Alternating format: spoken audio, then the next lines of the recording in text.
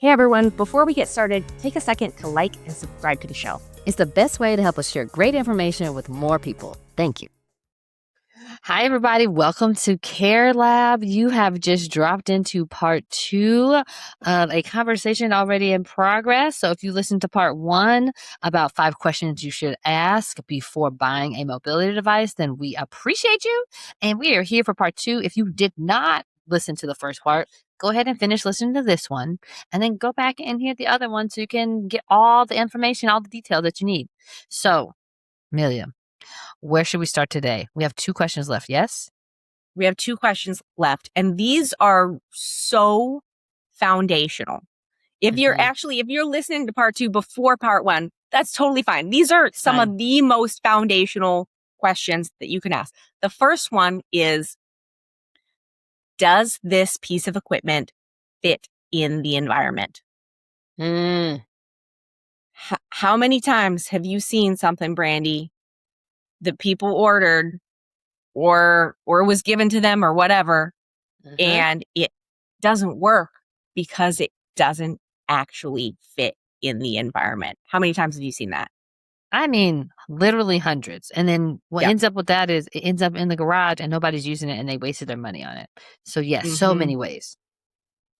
Yeah. So like a great example might be, and y'all know, if you've listened to old Care Lab episodes, you probably know that Brandy and I are both big fans of tub transfer benches. It's probably one of the pieces of equipment that I have recommended the most over my career as an OT. They're absolutely wonderful, but they don't fit in every single situation or environment because That's right. part of them do stick out beyond the tub. If you have a really, really tiny bathroom, sometimes that can cause actually a mobility impairment that we have to then either rearrange, or we need to work around, or we need special training in order to use it to make sure that it's still going to be safe in there. So yeah, making sure that the piece of equipment that's being ordered actually is going to fit within the environment is absolutely essential.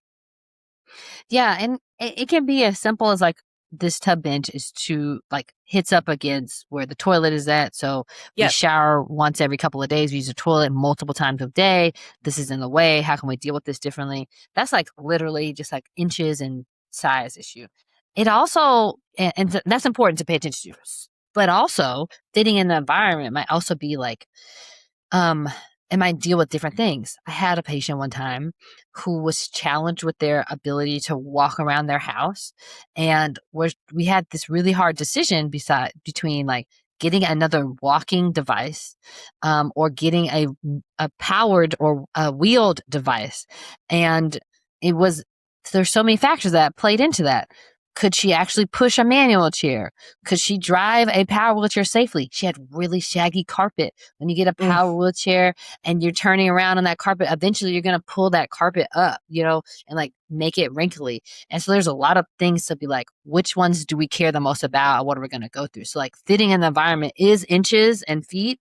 But it's also like carpet or tile, whether they can use that thing or not. Carpet or tile, people, this is a big deal if you have to use any kind of wheeled mobility device, even if it's a walker, but especially if you're in a wheelchair and you're trying to push yourself, this is an important thing to consider. And it goes right back to the very first question that we asked, which is, does the equipment support the desired task? So we had to go backwards and think like, why are we getting this? Oh, because you're having falls on the way to the bathroom. What is the flooring like here? Okay, so we ended up deciding to get a manual chair because even though it was harder to push on the carpet, she only had to do that for a few feet, and then she was going down a hallway that she could better access with a manual chair than she could with trying to drive a power chair and like hitting the walls. Like all of these things play a factor. So yeah, fitting the environment can be a lot of different reasons it fits or doesn't fit the environment. Okay, last question. This is so important. Does the piece of equipment fit the person? I'm going to give a really specific example. This happened very recently. Went to see someone, and they had just gotten a walker. The walker was recommended to them by their PT. It was provided by insurance. But this particular person was very small in stature, like tiny, adult, but very tiny. They couldn't use their walker appropriately because it was a regular size walker. They needed a pediatric walker in order for it to actually be functional. So that's just one kind of small example. But if the equipment doesn't fit the person, actually, both in terms of the size and the weight and the height of the person, but also the skill set of the person, do they have the capacity to use this piece of equipment, which is a huge question there. Then again, it's not going to, one, help with the function it's supposed to help to, and two, it could actually make things less safe than they were before if it doesn't have that right fit for the person, both physically and with their skill ability. Yeah, a great example of this is the difference between having a regular walker and a rollator.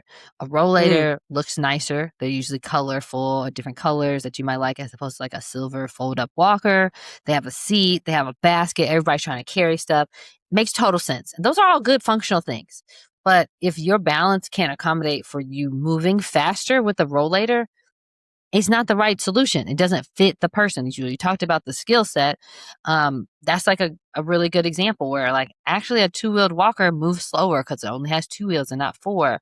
And we need that. So maybe we can find a way to add a tray to the walker, to the two-wheeled walker, so we can be safe and still carry stuff. It just all really depends. You might be a person who weighs more than 300 pounds. So you need a wider walker for you to fit your body in. But also, can that walker fit into the bathroom or where else you need it to go to? And like weighing the pros and cons of each, like, is really important. So like fitting the person is like paramount. We should probably started with that, but like Probably. we put these in reverse order. This is the top one, the most important thing. There's also other reasons, like if we have a person with dementia and they need some support with walking, can that device be really intuitive for them to use it without them having to learn a new thing? They might not be capable of learning a new thing. So should we have that device at all, or should we get the lower version of that device so that it can be more intuitive for them to use and easier for them to pick up? All things to consider. Yeah, I think this is listen, we're going to pretend like we did this in backwards, reverse order of importance, although we didn't, because the first question that we started with was, does it support a desired actual functional need? And which is really important too. I think that is probably, I think that's the first question still, because it's like, why are we getting this? Why is this important? Right. But definitely a very close number 2 is, does this actually fit the person and their skill set? Like another example, sliding boards are absolutely wonderful pieces of equipment to help with transfers. But in order to use a sliding board, someone needs good sitting balance and they have to be able to follow directions, at least some level of directions.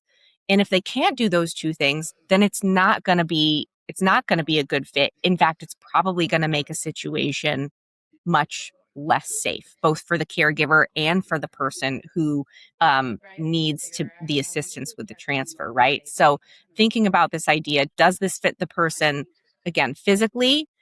Do they have the cognitive skills that they need in order to be able to use this piece of equipment or learn how to use this piece of equipment?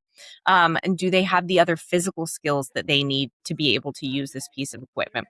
And if all of those things don't line up, then ultimately we need to find a different solution in order to meet that functional need.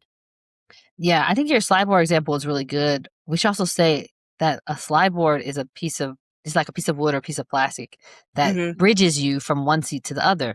And so, yes, you have to have good core strength. And yes, you have to follow directions. It's a new thing to learn. And also, what do you do with that board after you get done?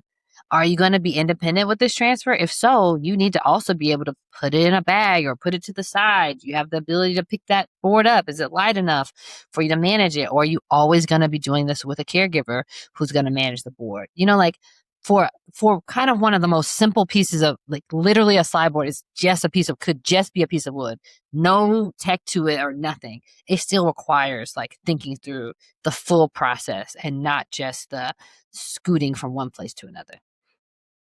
Which brings us back to another one of our questions. Has the person been trained to use it, right? So listen, this is a great place. If you haven't heard the first episode and you're finishing this one now, please take a moment to go back to the first episode of this part.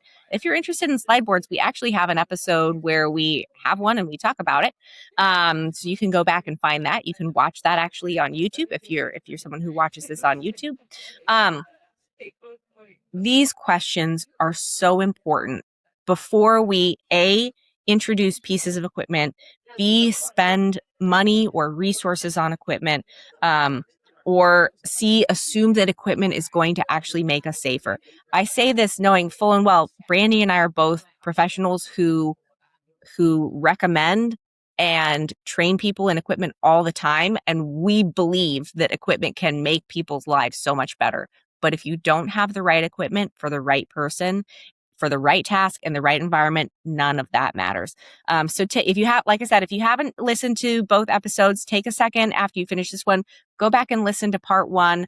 If you have a question, if you have a comment, please leave those in the comment section. We would love to answer your questions or hear what you think, hear if there's other questions that you have that you think should be applied to this topic or other topics that you'd like to talk about.